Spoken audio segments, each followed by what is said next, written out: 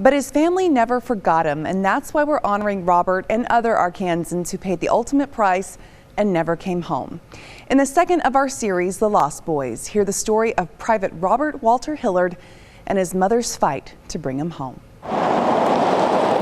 In the middle of nowhere between Hot Springs and Mena, yeah, this is country people. You find the story of a mother's love bigger than the Ouachita Mountains and a heartache stronger than the Cossatot River. I think it was difficult for her, and I don't think she talked about it a lot because it was so hard. Susan Hillard and Ruth Williams are the nieces of Private Robert Walter Hillard. There isn't really any family left but us. Their grandmother, Susie Ratliff, was Robert's mom. And she was just a housewife and had a ton of kids. When Robert was killed in World War II and his remains never came home, I'm sure it was devastating.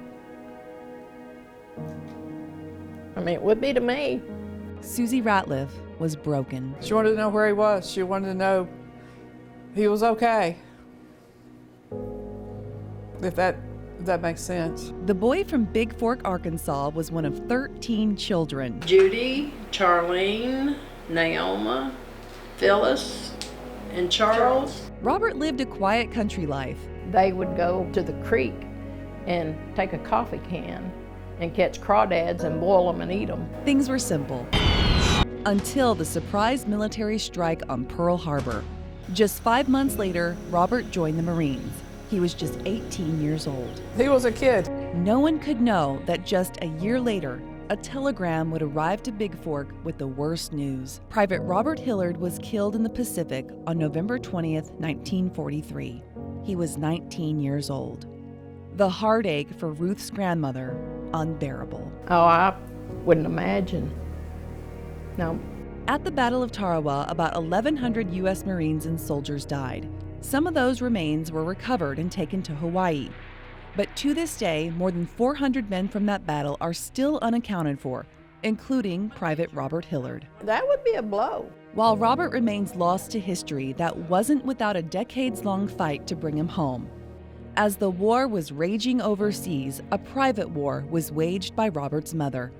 Her weapons were a pen and paper. She sent letters upon letters to D.C. demanding answers. I think she wanted him found. I think that was very important to her. Her pain, something she bore alone. I think it was real private to her, too. I think that was a hurt she wanted to keep.